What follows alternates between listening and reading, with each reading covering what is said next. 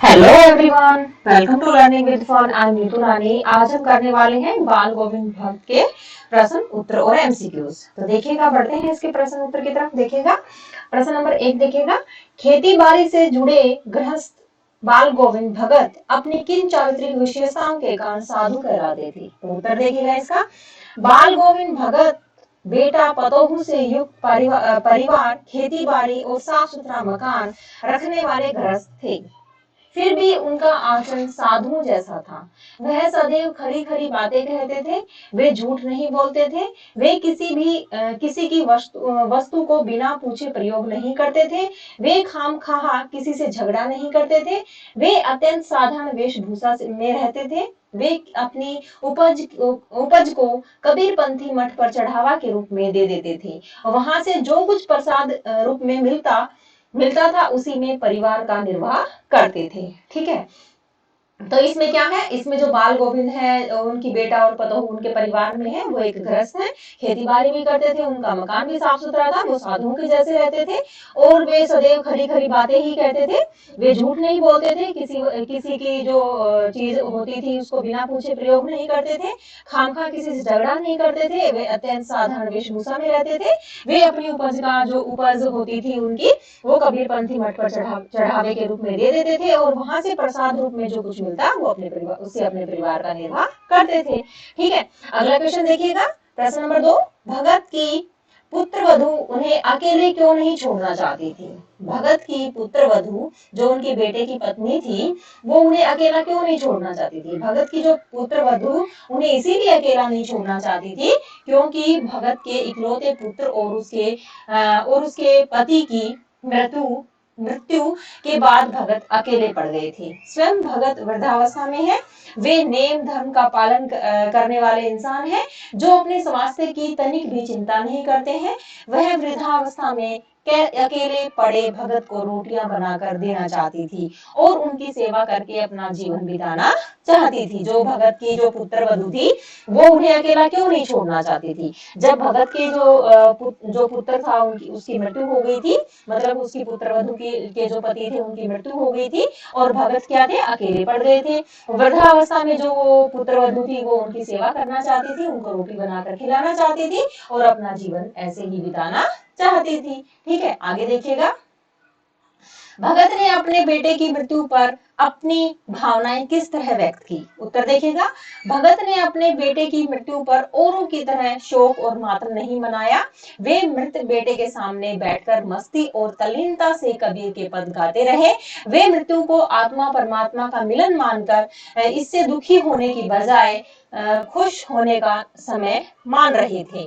वे अपनी पुत्र वधु को भी आनंदोत्सव मनाने के लिए कहते जा रहे थे। ठीक है, मतलब वो अपने बेटे की मृत्यु पर ज्यादा दुखी नहीं हुए, वो कबीर के पद गाते रहे और वो क्या मानते थे कि जो अभी मृत्यु जो उनके बेटे की मृत्यु हुई है उससे आत्मा का परमात्मा से मिलन हो गया है, इसीलिए वो दुख नहीं मान रहे थे, वो मतलब खुश हो रहे थे उससे और अपनी पुत्र वधु को भी खुश होने के लिए बोल रहे थे। ठीक है, भगत के व्यक्तित्व और उनकी वेशभूषा को अपने शब्दों में चित्र प्रस्तुत कीजिए। मतलब बाल गोविंद भगत क्या थे, 60 वर्ष से अधिक उम्र वाले गोरे चिट्टे इंसान थे। उनके बाल सफेद हो चुके थे, उनका चेहरा सफेद बालों से जगमगाता रहता था, चमकता रहता था।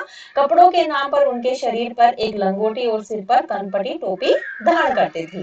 बाल गोविंद भगत और गले में तुलसी की बेडोल माला पहने रहते थे। उनके माथे पर राम नंदी टीका सुशोभित होता था।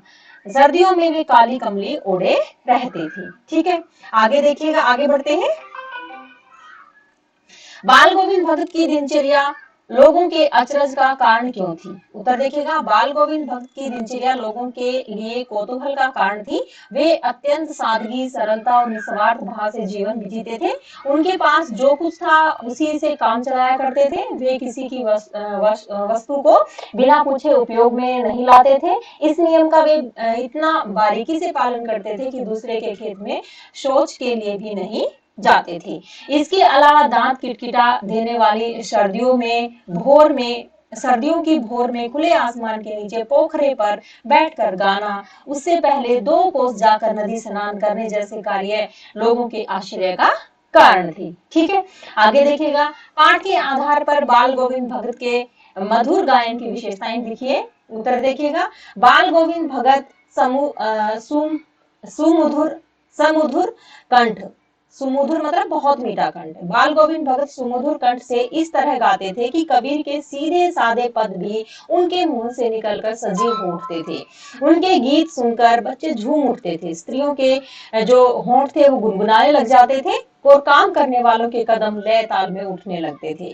इसके अलावा भादों की अर्धरात्रि में उनका गान सुनकर उसी तरह चौंक उठते थे जैसे अंधेरी रात में बिजली चमकने से लोग चौंक कर सजग हो जाते हैं। ठीक है, समझ में आया आपको? आगे देखिएगा, आगे बढ़ते हैं। कुछ मार्मिक प्रसंगों के आधार पर यह दिखाई देता है कि बाल गोविंद भगत प्रचलित सामाजिक मान्यताओं को नहीं मानते थे। पाठ के आधार पर उन प्रसंगों का उल्लेख कीजिए। बाल गोविंद भगत प्रचलित सामाजिक मान्यताओं को नहीं मानते थे। इस पाठ में के निम्नलिखित मार्मिक प्रसंगों से ज्ञात होता है। कौन से प्रसंग है वो देखिएगा। भगत ने अपने इकलौते पुत्र के निधन पर न शोक मनाया और न उसके क्रियाक्रम को ज्यादा तूल दिया। उन्होंने पुत्र केशव को स्वयं मुखाग्नि न देकर अपनी पुत्र वधु से मुखाग्नि दिलवाई। उन्होंने विधवा विवाह के समर्थन में कदम उठाते हुए उसके भाई को बुलाकर, पुत्र वधु थी जो उनके भाई को बुलाकर कहा कि इसको साथ में ले जाकर दोबारा विवाह करवा देना।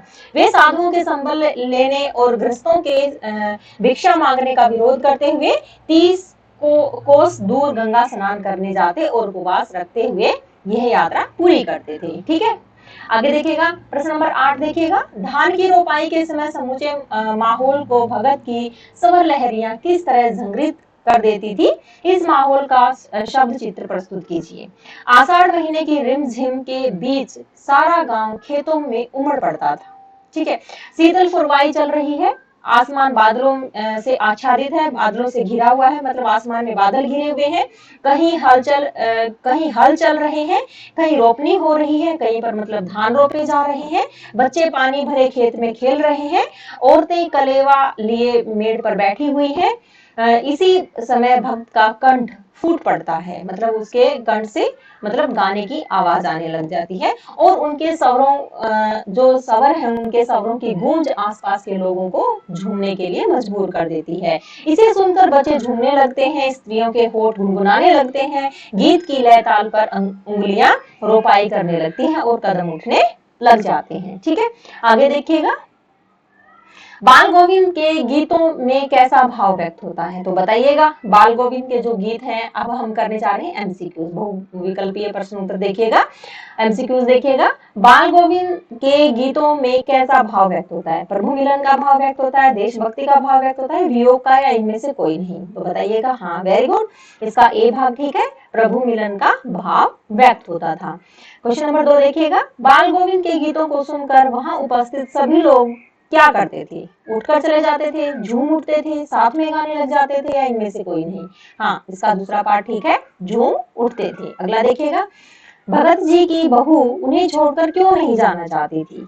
सामाजिक मर्यादा के कारण, संपत्ति के लोभ में, पति से प्यार होने के कारण, या ससुर की चिंता के कारण? वो हाँ, इसका डी पार्ट ठीक है कि ससुर की चिंता के कारण जो उनकी पुत्रवधू थी वो उन्हें छोड़कर नहीं जाना चाहती थी। आगे देखिएगा। बाल गोविंद का व्यवसाय क्या था? बाल खेती था, दुकानदारी था, पुस्तक विक्रेता था, या इनमें से कोई नहीं? हाँ, खेती था। बाल गोविंद का जो व्यवसाय था वो खेती करना था।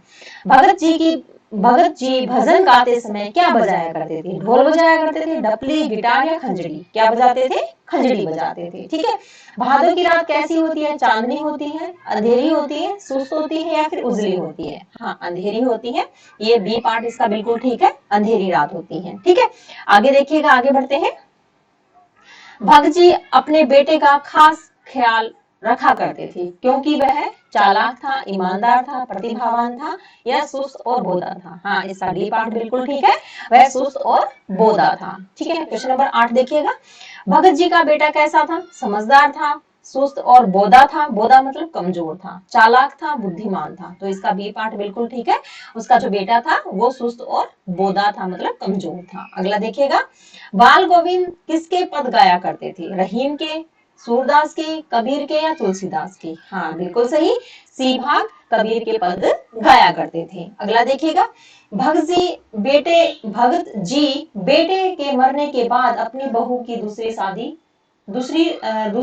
शादी क्यों करवाना चाहते थे? उसके सुखद भविष्य के लिए, छुटकारा पाने के लिए, सबकी नजर से अच्छा बनने के लिए, या इनमें से कोई नहीं? इसका हाँ बिल्कुल सही, ए पार्ट इसका बिल्कुल ठीक है।